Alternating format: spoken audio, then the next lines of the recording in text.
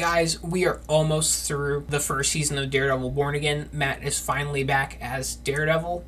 I have a lot of thoughts on this, so without further ado, let's get into it. Now, on to episode 6. This is where we get to fully see Muse really for the first time. We've been getting hints at him with, people, with Hector mentioning that people are disappearing, and we see Muse doing, some of his paintings, but at the start of this episode, we find out that when Wilson Fisk orders one of Muse's pieces of art to be taken down, we find out that Muse has been infusing the paint with the blood of the people he's murdered. And they end up discovering that Muse has murdered at least 60 people. I think that was just from one painting. He's probably killed a lot more than 60 people. So Fisk, in response to this, uses this as his excuse to set up his anti-vigilante task force. And he funds it and gives all of the gear to the most corrupt cops he can find and just act as his private army, and they literally get free reign to do whatever they want and completely ignore and violate people's rights, which we kind of saw this coming, and I think this was a huge leak from the show, and it's just really cool how it's all playing out. Now, Hector's niece ends up going to Matt about the missing people, and this is where Matt discovers that there's a serial killer on the loose who's murdered over 60 people. Well, it was also Cherry, another side character introduced at the beginning. He's a retired cop, and he's the one that delivers the information to Matt about a serial killer on the loose. This episode is the first episode where we fully see both Matt and Fisk revert back into their darker halves. At the end of the first episode, we find out that Fisk was aware of the affair that his wife had, and Fisk, being the generous, stable man that he is, decides to lock this man up. And Fisk goes, we see at the end of an episode, I think it was episode 3, that Fisk is visiting him every now and again and just eating in front of him while the guy's begging to be let out. So in this episode, Fisk goes up to Adam, the infamous Adam that Vanessa cheated on him with, and just tosses him an axe and tells Adam to attack him if he wants his freedom. Bit of the show is playing out with Wilson. It's played on top of Matt finally fully suiting up as Daredevil. So we see Matt suit up, and he finds Muse pretty quickly.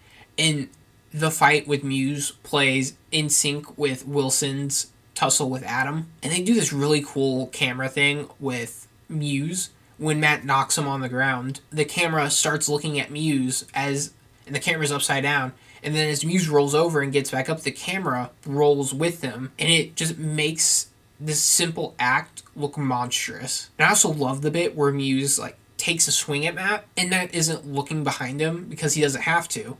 And he's able to wait last minute until he has to dodge. It's just a really nice way of showing how his powers work. Now, this fight does have a little bit of wonky CGI, but it doesn't ruin it, and the choreography is still really good. Then when the fight ends, Matt is seemingly trying to hang Muse using his billy club, and only stops to save Angela. I don't really know how I feel about that. Matt was pushed to a point where he tried to kill Bullseye, but that was because Foggy died. That was a very the worst thing that could happen to Matt, and I don't want Matt trying and willing to kill every bad guy who is a murderer. But if this was just him trying to knock Muse out, or if it was purely just Muse murdered over 60 people, and this is an isolated incident that gets addressed rather quickly, then I think I can live with it. There's another scene I really liked where Fisk is basically interacting and trying to get funding for his project by interacting with New York's elite. We get a fun cameo from Jack Duquesne from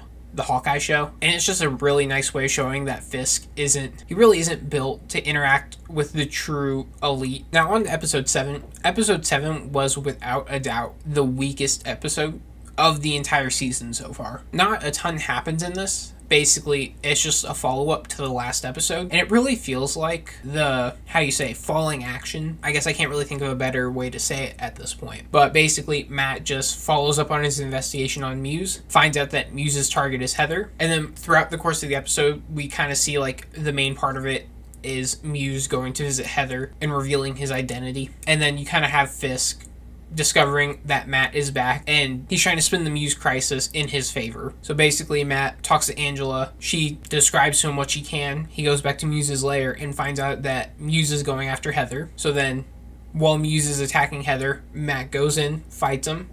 They have a pretty cool fight. I think it's the weakest of the show we've seen so far.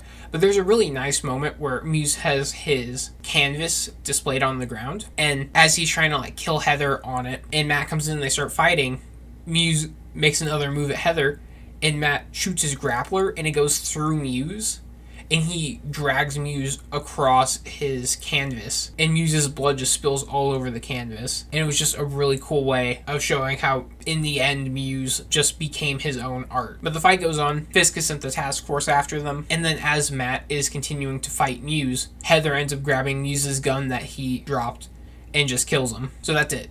The Muse arc is done. He's dead. And then Matt escapes after he stabilizes Heather after she's been injured. The police take her in, and then Fisk tells his police force to take credit for it, to say that Daredevil wasn't there at all. And then Fisk's little suck-up blackmails BB Urich into spinning the Daredevil story so that Daredevil wasn't there at all. Overall, this was a really short episode, and not a lot happens in it. Yeah, overall, I'd say I'd give episode 6 a 7 out of 10. It was really great to see Matt back as Daredevil, even though it was brief, and the action was really good. And then episode 7, I'd give it a 5 out of 10. It was lacking in a lot of areas, and it was very short, so we didn't get a lot of content. It was just disappointing, even by like this season standard. Guys, if you enjoyed the video, please be sure to like, comment, and subscribe. If you didn't like the video, please be sure to comment down below and let me know what I could do better. I'm always looking to improve on my content for you guys. Thank you guys so much for watching, and take care.